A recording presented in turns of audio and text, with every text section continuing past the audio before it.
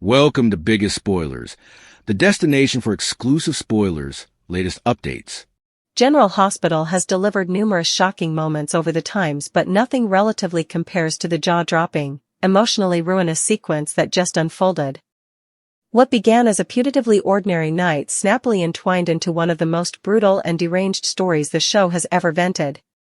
Suckers are still reeling, and for good reason. Marco Rios is dead, and the ripple goods of his murder are about to consume all of Port Charles. A risky plan with deadly consequences. Marco Rios had been walking a dangerous line for weeks, but his final decision proved fatal. In trouble to help Lucas Jones, Marco broke into the safe at Windermere to steal boluses of Britt Westbourne's Huntington's drug. The thing was noble. Lucas hoped to mastermind the boluses for a lesser medical advance. But the prosecution was reckless, especially with a bloodsucker like Ross Coleman lurking in the murk. Marco undervalued the peril. Indeed, after realizing the drug had been discovered missing and that Coleman was apprehensive, he induced himself he was safe.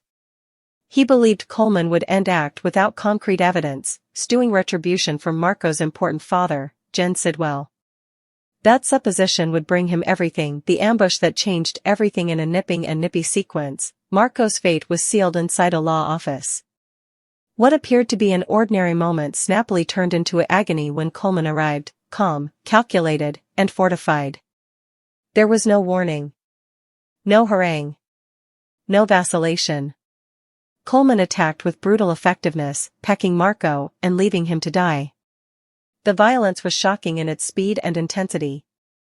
Marco no way stood a chance. Just like that, one of Port Charles's rising numbers was gone. Alexis Davis makes a horrifying discovery. As if the tragedy itself was enough, the fate delivered an emotional gut punch. Alexis Davis intentionally walked straight into the crime scene. Formerly overwhelmed by particular struggles including legal battles involving her family, Alexis was brazened with a horrible sight: Marco's breathless body. In a moment that will really loiter with observers, she rushed to help, desperately checking for a palpitation. But it was too late. The trauma of the discovery leaves Alexis shaken to her core, adding yet another subcast of emotional weight to her formerly complicated life.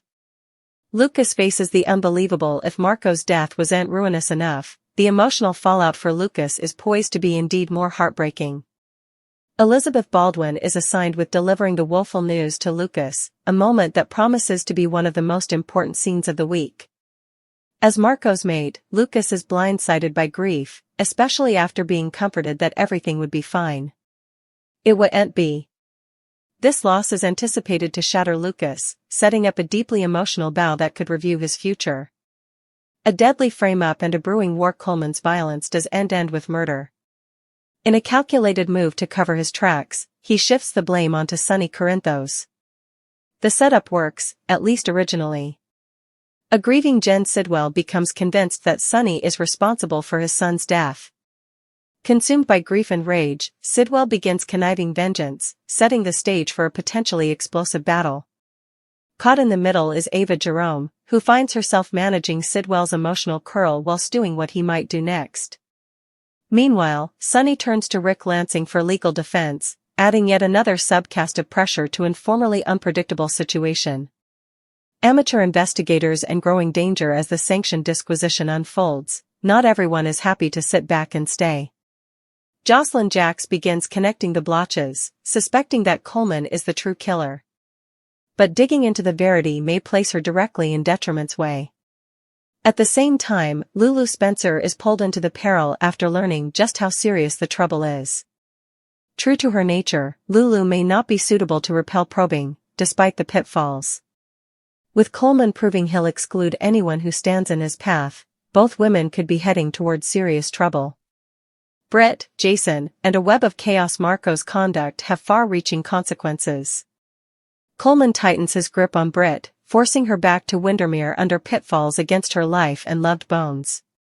Her planned escape with Jason Morgan snappily unravels, especially as Jason faces legal trouble of his own after being arrested by Dante Falconeri.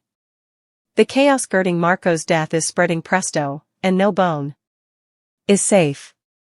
Port Charles on the brink indeed. As tragedy unfolds, life in Port Charles continues in jarring discrepancy. While some residers grapple with murder and treason, others, like Brooklyn Quartermain, navigate particular mileposts and family pressures. But make no mistake, everything is about to change. Marco's murder isn't just a shocking twist, it's a catalyst. A chain response has begun, one that threatens to engulf the entire city in grief, dubitation, and violence. A defining moment for General Hospital, this plot marks one of the boldest and most brutal turns in General Hospital history.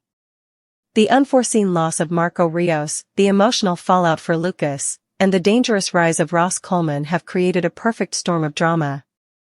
In the world of General Hospital, few story arcs have ever detonated with the kind of raw, unsettling intensity that has now engulfed Port Charles, as a tragic chain of events reshapes every corner of the town and leaves viewers stunned, unsettled, and emotionally exhausted. What initially appeared to be a routine stretch of interwoven personal conflicts and medical intrigue has instead erupted into a catastrophic turning point defined by betrayal, violence, grief, and the irreversible loss of Marco Rios, whose death now stands as the central rupture around which every other storyline violently orbits. And as this narrative baptism begins into a darker era of consequences and reckoning, the tone of the entire canvas shifts from uneasy anticipation to full-blown emotional warfare, where encouraging words are spoken in fleeting attempts to steady the shaken hearts of those left behind, even as angry threats rise like smoke from every direction, signaling that peace in Port Charles has once again become an illusion. Marco's downfall did not come from a single careless mistake but from a chain of desperate,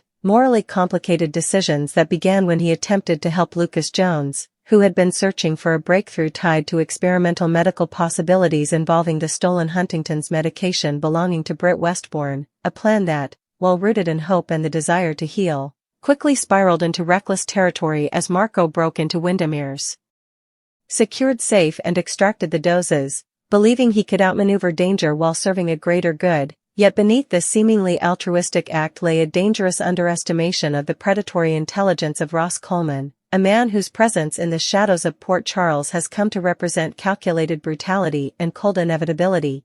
And even as Marco began to sense that his actions had been discovered and that the missing medication would inevitably draw scrutiny, he convinced himself, perhaps out of youthful confidence, or perhaps out of denial, that Coleman would hesitate to act without absolute proof, especially given the looming influence of Marco's powerful father Jens Sidwell, whose reputation alone seemed to provide a shield that Marco tragically believed would hold. However, that belief proved to be a fatal miscalculation, and in a chilling escalation that defines the violent baptism begins shift of this storyline into irreversible darkness. Coleman moved with surgical precision and merciless intent, arriving at a law office that should have represented safety and order but instead became the stage for horror, where no dramatic warning, no drawn-out confrontation, and no opportunity for escape was offered, as the attack unfolded with horrifying speed and mechanical efficiency, leaving Marco stabbed and collapsing into a reality from which there would be no return,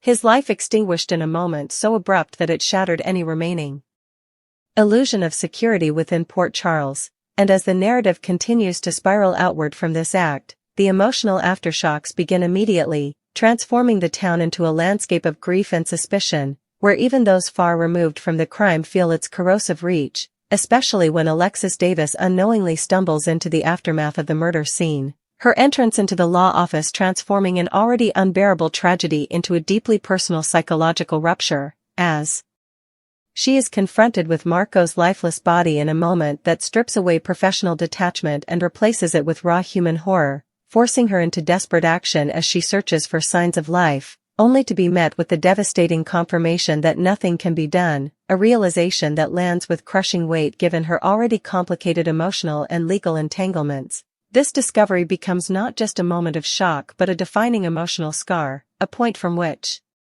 Alexis's own storyline will inevitably be reshaped by trauma, memory, and the unbearable residue of witnessing irreversible loss. Meanwhile, the consequences radiate outward into Lucas's world with devastating force, as the news of Marco's death is positioned to be delivered by Elizabeth Baldwin, creating one of those quiet but emotionally volcanic moments where truth arrives not with spectacle but with inevitability, and Lucas, already bound to Marco through love and shared vulnerability, is thrust into a grief so profound that it fractures his emotional stability and reshapes his future trajectory, especially because this loss comes without warning, without preparation, and without the comforting illusion that things could have ended differently, leaving him to wrestle not only with sorrow but with disbelief and the haunting echo of everything left unsaid. And as grief spreads, so too does manipulation and blame, because Coleman's violence is not content with a single victim but extends into psychological warfare as he attempts to redirect suspicion towards Sonny Corinthos, a move that immediately destabilizes the fragile balance of power in Port Charles and ignites a chain reaction of rage within Marco's father, who, engulfed by grief and a consuming instinct for vengeance,